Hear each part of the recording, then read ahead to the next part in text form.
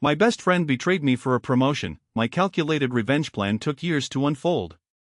The grand ballroom air, thick with the heady scent of expensive canapes, carried an even more potent aroma of ambition, clinging to the polished surfaces and the expectant faces of Zenith Corp's elite. Chandeliers cast a warm, golden glow, reflecting off the hushed reverence that had settled upon the assembly. Jareth, once considered Silas's closest confidant and colleague, now stood bathed in the spotlight on the podium, a triumphant smile etched across his impossibly charming face.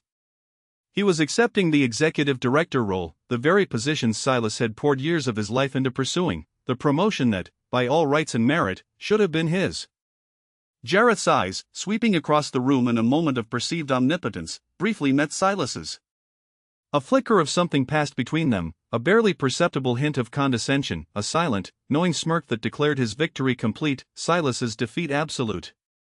Silas stood near the back, an unassuming figure among the hushed applause, a ghost at his own professional funeral. His expression, he knew, was unreadable, a calm, almost serene blankness that belied the roaring torrent of data within his mind.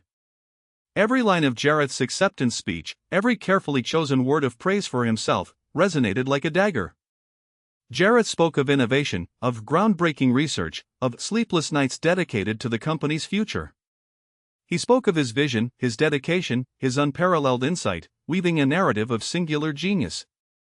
And with every boast, a new data point registered in Silas's internal ledger, a new time-stamped entry in the mental dossier he had been meticulously building for years. They say revenge is a dish best served cold. What they often omit is the agonizingly long process required to truly chill it, to reach that perfect, icy temperature where every single facet of its flavor can be savored. For Silas, it had taken years.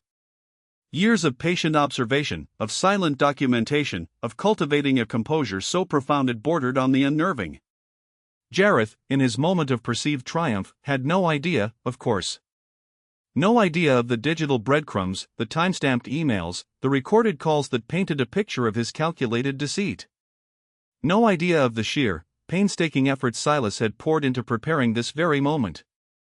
A moment Jareth thought was his zenith, but which Silas knew, with the chilling certainty of mathematical precision, would be his nadir.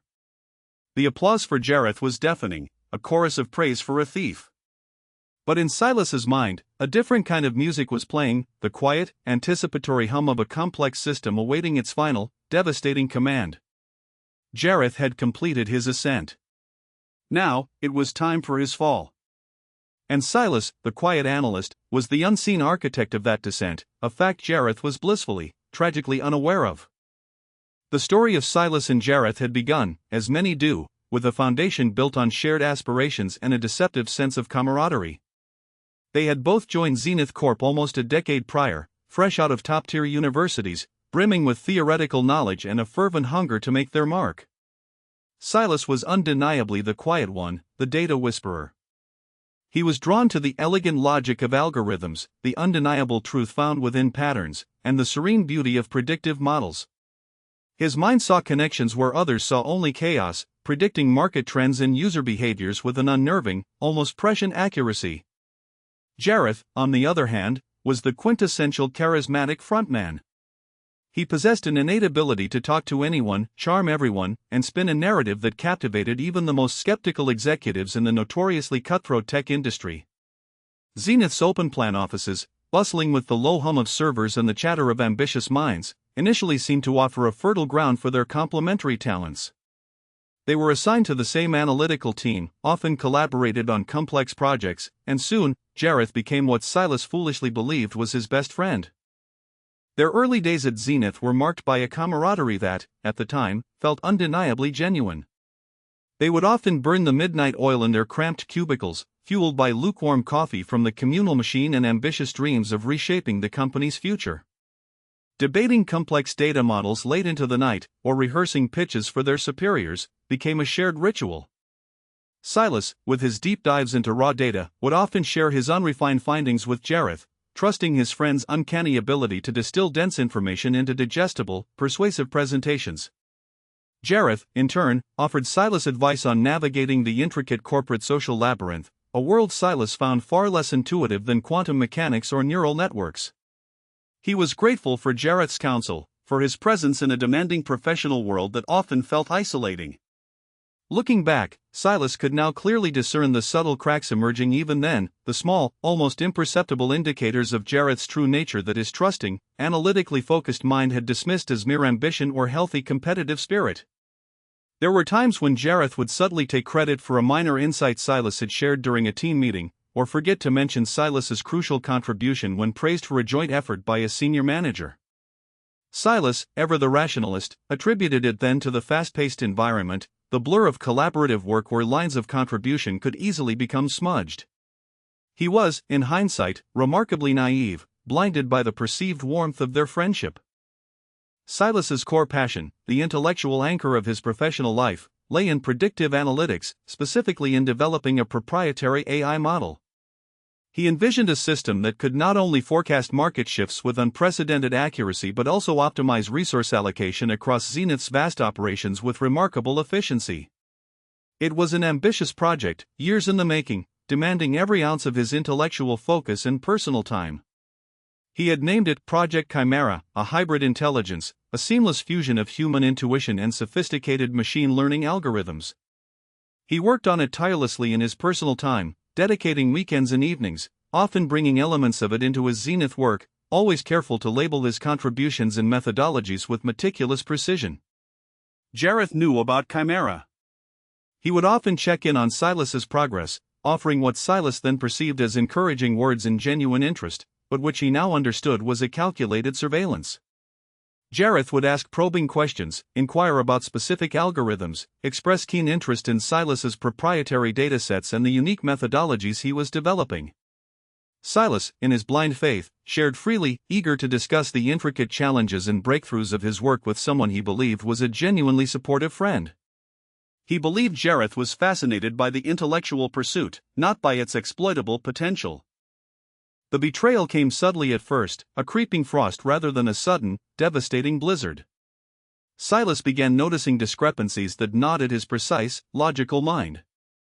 Files he had securely saved on shared company drives would mysteriously be altered or moved from their designated folders. Code snippets he was still refining, still in their nascent stages of development, would mysteriously appear in Jareth's personal development folder, often slightly tweaked to obscure their origin but undeniably Silas's work. Then, during a critical internal review of a major project Silas had been spearheading, one that incorporated early, experimental elements of Chimera, the entire system was suddenly stalled, plagued by what appeared to be inexplicable technical glitches. Errors that, to Silas's meticulous eye, seemed deliberately inserted, designed to cripple the system and expose its supposed flaws. It was a slow, agonizing process, watching months of his dedicated work unravel, his carefully constructed architecture seemingly collapsing under its own weight. While Silas scrambled relentlessly to fix the seemingly intractable issues, working punishing hours to debug the compromised system, Jareth, ever the opportunist, swooped in. He presented a solution to the senior management that bore an uncanny resemblance to Silas's original framework, but simplified, diluted, and crucially, without the crippling glitches. He presented it as his own ingenious creation, a quick fix to a problem he subtly implied Silas had somehow created or exacerbated through his overly complex designs. That was the turning point. The precise moment the thick fog of friendship lifted, and Silas saw the true landscape of Jareth's deceit for what it was. His initial reaction was not anger, not a primal scream of outrage that might have been expected from such a profound personal and professional violation. Instead, a chilling calm descended upon him, a profound, almost revelatory sense of understanding. His analytical mind, usually focused with laser precision on algorithms and datasets, turned its full, unwavering power to a new, singular purpose, understanding and meticulously documenting the patterns of human deceit. He didn't confront Jareth. He didn't explode in a public display of accusation. He simply began to observe. He installed sophisticated, undetectable monitoring software on his personal machines, ensuring all his work was not only timestamped but also triple encrypted. He set up automated backups that mirrored every file, every line of code, every email exchange, sending them to secure, off-site servers. He started cross-referencing company network logs with Jareth's activity, seeking anomalies and patterns. Every casual conversation Jareth initiated, every helpful suggestion he offered, every collaborative document he shared, all were meticulously logged, analyzed, and categorized. The betrayal had not broken him, it had focused him, sharpened his resolve into a cold, unwavering blade. Silas's secret weapon wasn't a single, irrefutable piece of evidence, but a vast, interconnected web of undeniable proof. It was a secure, triple-encrypted digital vault, nested deep within a hidden partition on a redundant server, a fortress of truth. In it, he stored screenshots of modified files showing Jareth's user ID and timestamped changes, alongside his own original, pristine versions. He saved copies of emails where Jareth made subtle, seemingly innocuous demands for Silas's research data or tried to subtly redirect Silas's efforts away from critical breakthroughs. He even had transcripts of recorded meetings, legal, as Silas was always a party to the conversation and had developed a habit of recording for his own detailed notes on complex projects, where Jareth would subtly belittle Silas's contributions or hint at his supposed shortcomings and technical ineptitude. Silas documented Jareth's subtle gaslighting, his manipulative concern, his carefully constructed lies, building a narrative of calculated deception. The sheer volume and meticulousness of this documentation would be overwhelming to any external investigator. It wasn't just proof of intellectual property theft, it was proof of a calculated, long-term pattern of malicious deception, a systematic erosion of trust and talent. Silas chose not to act immediately for several strategic reasons, each weighed with the precision of an algorithm. First, the accumulated evidence, while damning, wasn't yet conclusive enough for a definitive, company-wide indictment that would guarantee Jareth's complete downfall. Silas sought not just exposure, but eradication of the threat. Second, he understood that immediate retribution, fueled by raw emotion, often leads to messy, incomplete outcomes, leaving lingering doubts or avenues for the accused to escape full accountability. He wanted complete, undeniable vindication, not just a mere slap on the wrist. Third, and perhaps most importantly, Silas needed leverage beyond simple exposure. Jareth's betrayal had left Silas professionally stagnant, deeply humiliated, and emotionally drained. To simply expose him then would have been a Pyrrhic victory, leaving Silas wounded and Jareth merely chastised, perhaps even moving on to exploit others elsewhere. No, Silas needed to wait for the moment of maximum impact, the precise instant when Jareth's fall would be most catastrophic, and Silas's vindication most absolute. This required immense patience, a trait Silas possessed in frightening abundance, honed by years of intricate data analysis. His sacrifices were numerous, long hours spent documenting instead of innovating, declining other promising job opportunities that would have taken him away from Zenith and Jareth, and painstakingly maintaining a facade of normalcy, even cordiality, with the man who was systematically destroying his career and intellectual property. It was exhausting, a constant drain on his mental fortitude, but every new piece of evidence added to his resolve, cementing his conviction that this quiet, undeclared war was worth fighting. After the initial sabotage and the discovery of Jareth's simplified solution, Jareth's career trajectory within Zenith Corp soared with remarkable speed, fueled by the stolen intellectual property and Silas's conveniently stalled projects.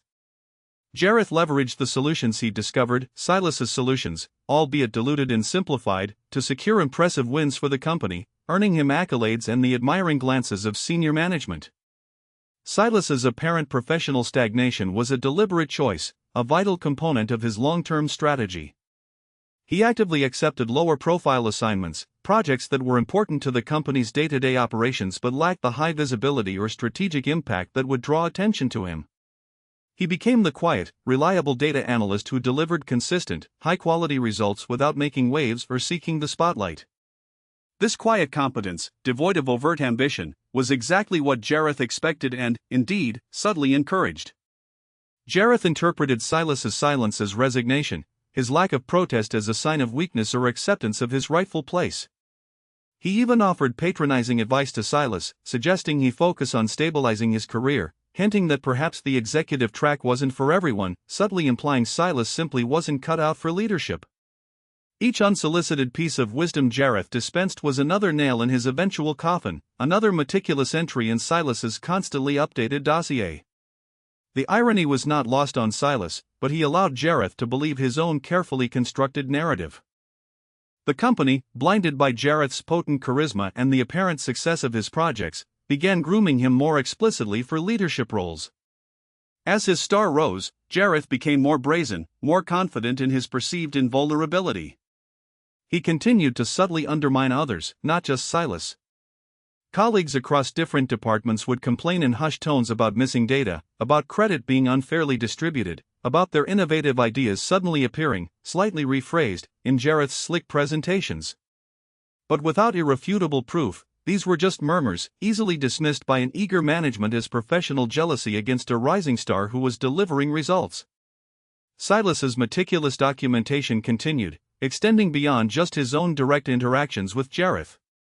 He learned to anticipate Jareth's moves, recognizing his predictable patterns of manipulation. When Jareth would subtly borrow someone else's idea in a team meeting, Silas would quietly capture the original email, the timestamped draft document, the verbal exchange in a recorded meeting. When Jareth would conveniently forget to invite a key contributor to a crucial strategy session, Silas would have the calendar invites, the internal communication logs, showing the deliberate omission. Every day, the digital file grew heavier, more conclusive, more interconnected. And with each new piece of evidence, the pressure within Silas intensified, not to act impulsively, but to wait. To understand the precise, gravitational pull required to bring down a star that shone so brightly on borrowed light. Silas also quietly built alliances, not by revealing his intricate plan or hinting at the impending storm, but by simply being Silas, the reliable, honest, and genuinely helpful colleague Jareth was not. When a junior analyst struggled with a complex dataset, Silas offered patient, clear guidance, often staying late to ensure their understanding. When a project manager faced an impossible deadline, Silas offered his analytical expertise, no strings attached, asking for nothing in return but the satisfaction of seeing a problem solved. He earned respect through quiet competence and unwavering integrity, a stark contrast to Jareth's performative showmanship and self-aggrandizing displays. These individuals, unaware of Silas's true objective, became unwitting witnesses to Jareth's character, making them far more receptive to the truth when it finally emerged. Silas's calm demeanor and apparent lack of ambition lulled Jareth into a dangerous, false sense of security. Jareth truly believed Silas was broken, that he had accepted his fate as a perennial subordinate. This deep-seated belief made Jareth sloppier, more prone to leaving digital trails, more arrogant and careless in his interactions. He became, ironically, the unwitting architect of his own downfall, and Silas, the patient engineer, simply observed and collected the blueprints. The curiosity gap widened for those around Silas. They knew Silas was immensely competent, so why was he stagnant? The answer, Silas knew, would be devastatingly clear, a truth that would resonate with their own experiences. The Zygarnik effect was powerfully at play within Silas, an unresolved task, a story waiting to be told, driving him forward with unwavering focus and meticulous precision. The longer the wait, the more satisfying, the more complete, the eventual release would be. He was not just building a case, he was building a crescendo, each piece of evidence a note in a symphony of truth. The day of the annual shareholder meeting arrived, a grand affair held in the company's largest, most prestigious auditorium.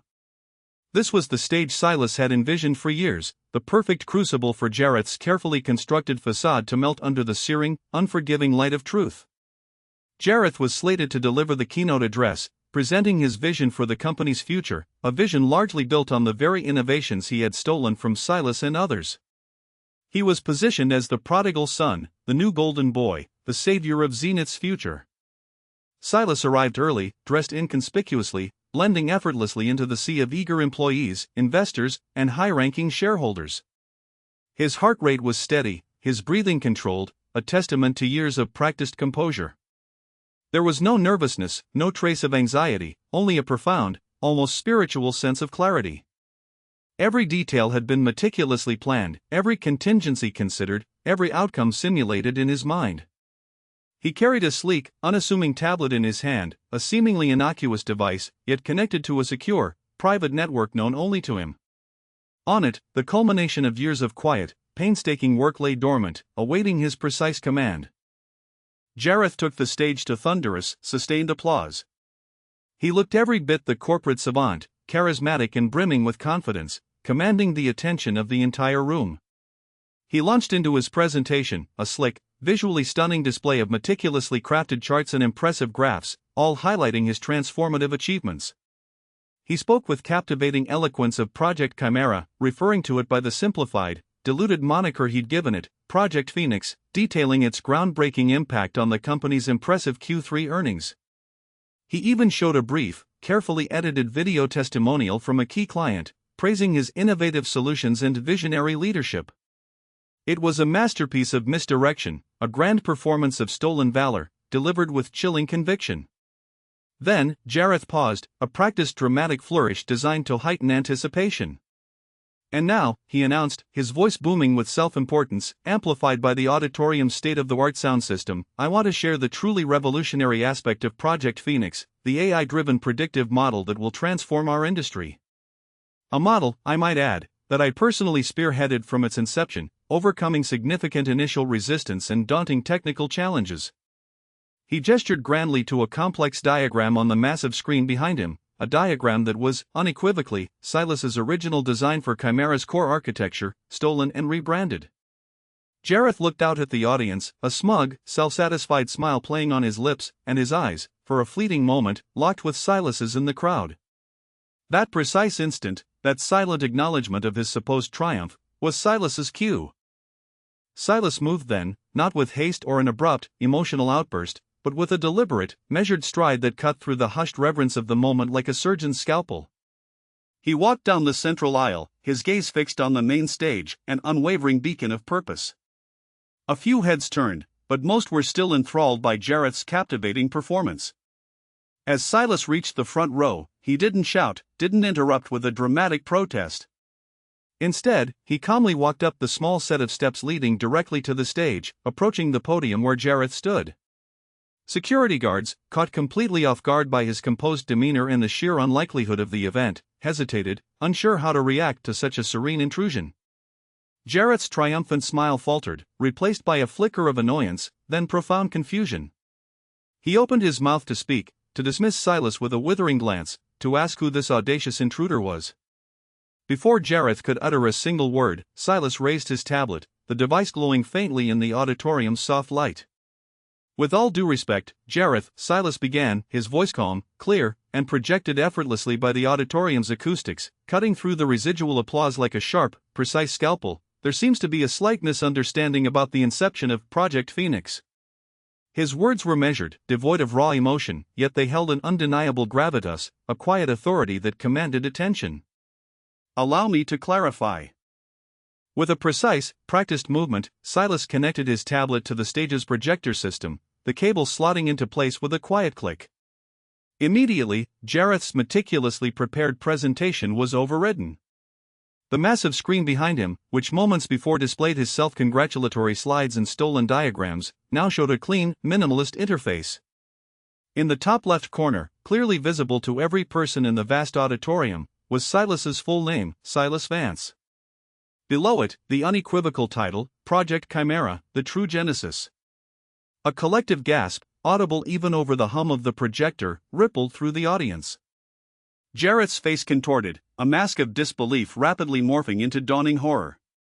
He lunged for the microphone, his hand trembling, but Silas gently, yet firmly, took it from his grasp, his grip steady and unyielding. This is not an accusation, Jareth, Silas continued, his voice unwavering, resonating with quiet power, but a presentation of verifiable facts. The screen then shifted. The first slide was a stark, damning side-by-side comparison.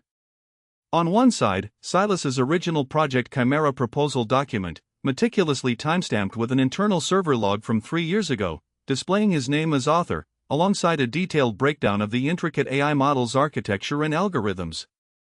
On the other, Jareth's Project Phoenix proposal, submitted a year later, an almost identical copy, with key sections plagiarized verbatim. Highlighted text illuminated the copied phrases in a damning, irrefutable display. This, Silas stated, gesturing to his document on the screen, his voice calm and authoritative, is the original. And this, he pointed to Jareth's document, his tone unwavering, is a derivative work, presented as wholly original. Silas didn't stop there. The presentation flowed seamlessly, each slide a new layer of undeniable evidence, meticulously organized and devastatingly clear. Emails from Jareth asking for specific algorithm details, followed by his discovery of those very algorithms weeks later, perfectly timestamped. Internal chat logs where Jareth coached a junior developer on how to subtly introduce bugs into Silas's code, designed to cripple his progress and make his system appear flawed. Version control logs showing Jareth's unauthorized access to Silas's private development repositories, leaving a digital trail of his intrusions. There were even audio snippets of his phone calls, legally recorded by his office's standard call recording system, a detail Jareth had conveniently forgotten, or perhaps dismissed as irrelevant, where he boasted to an outside contact about how he was managing Silas, steering his work, and positioning himself to take credit for Silas's breakthroughs. The meticulousness was chilling. The air in the room, once thick with Jareth's self-congratulatory rhetoric, became impossibly still, heavy with the weight of revelation. Every eye was transfixed on Silas, then on the screen, then back to Jareth, whose carefully constructed face was a mask of rapidly disintegrating composure. His jaw hung slack, his eyes wide with a raw terror that was almost comical in its suddenness. He tried to speak, to protest, to deny, but only choked, guttural sounds emerged. His hands trembled uncontrollably, his once carefully coiffed hair seemed to wilt under the crushing weight of the truth. The truth, meticulously gathered and presented, was a physical force, systematically crushing him under its undeniable, irrefutable weight. He was completely blindsided, caught in the inescapable net of his own hubris, his own carelessness. The final slide simply displayed a single, impactful word: integrity. And below it, a profound quote, resonant in the sudden, echoing silence: "The truth will set you free, but first, it will make you miserable." The immediate aftermath was a maelstrom of controlled chaos, a rapid unraveling of the carefully constructed order. The silence that followed Silas's final slide was deafening, pregnant with the weight of revelation and shock. Then, murmurs erupted, quickly escalating into a cacophony of horrified whispers and indignant gasps. Jareth, still frozen on stage, his face contorted, found his voice, a high-pitched, desperate cry. "This is a fabrication. A malicious attack. He's unstable, jealous." He lunged towards Silas, his face a mask of primal rage, but security, now fully aware of the gravity of the situation and the clear threat, swiftly intervened, restraining him with professional efficiency. Jareth's charismatic facade, once his most potent weapon, crumbled completely, revealing the petty, desperate, and fundamentally weak man beneath. His carefully curated image shattered into a million pieces before the eyes of hundreds. The CEO, a stern woman known throughout the industry for her unwavering commitment to ethics and corporate governance, immediately took the stage. Her face was grim, her eyes fixed on Jareth with a look of profound disappointment and betrayal. "Mr. Vance," she announced, her voice cutting through the noise with undeniable authority, "thank you for bringing this critical matter to our attention. This company operates on trust and integrity. We will be launching an immediate, full-scale internal investigation into these allegations. Mr. Vance, please remain available for our team. Mr. Finch," she nodded towards Jareth, her voice now cold and resolute, devoid of any past warmth, "you are suspended indefinitely, effective immediately. Please vacate the premises under escort." Jareth was led away, his protests growing weaker and more guttural with each step, his once proud shoulders slumped in utter defeat. His public humiliation was complete. The shareholders and employees were in a state of collective shock, grappling with the magnitude of the deceit that had just been unveiled. Many of them, Silas observed with a detached calm, turned their gazes from the disappearing Jareth to him, a complex mix of awe, confusion, and a burgeoning sense of respect dawning in their eyes. Colleagues who had silently suspected Jareth's true character, or who had themselves been victims of his subtle manipulations and credit stealing, exchanged knowing glances, a quiet vindication dawning in their eyes.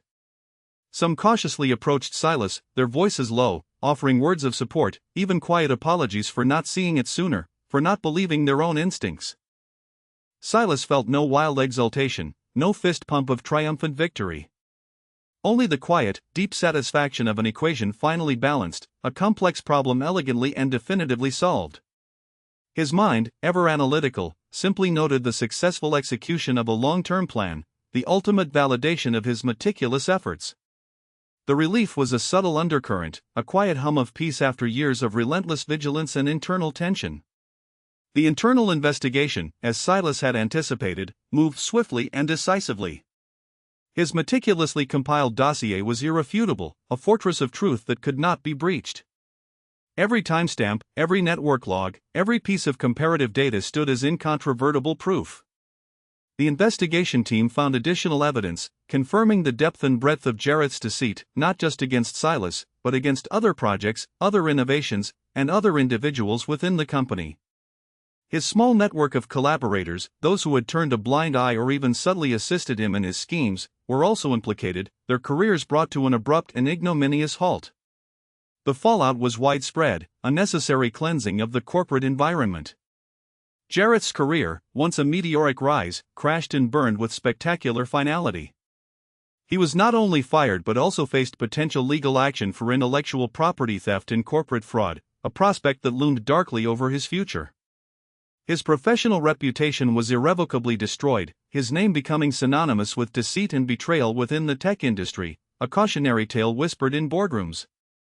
The charismatic charm that had once been his greatest asset now worked against him. It made his betrayal seem even more heinous, his downfall all the more satisfying to those he had wronged. He vanished from the tech scene, his public life evaporating into ignominy, leaving behind only a trail of broken trust and shattered careers. Several months have passed since that watershed day.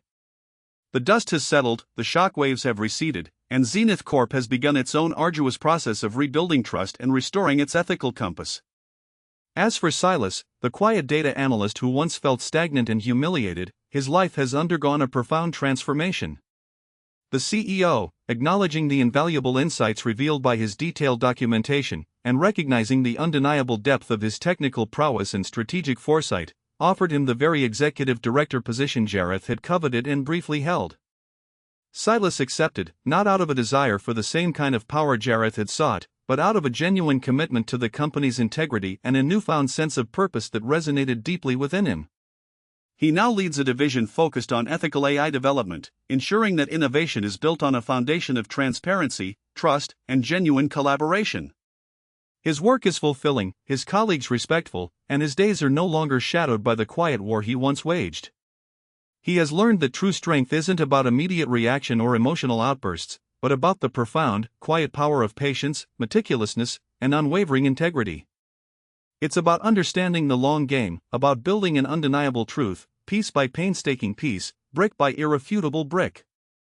Silas's story isn't just about revenge, it's about the quiet power of precision, the unwavering strength of integrity, and the profound wisdom in knowing when to wait, when to observe, and when, finally, to reveal the whole, unvarnished truth. Life has a way of balancing the scales, but sometimes, it requires a steady, knowing hand to nudge them. If you found Silas's journey compelling, make sure to subscribe to our channel and turn on notifications for more stories of quiet resilience and ultimate vindication. We'd love to hear your thoughts. Have you ever witnessed or experienced a similar betrayal in your professional life? What was your most valuable lesson learned about trust and perseverance? Share your experiences in the comments below.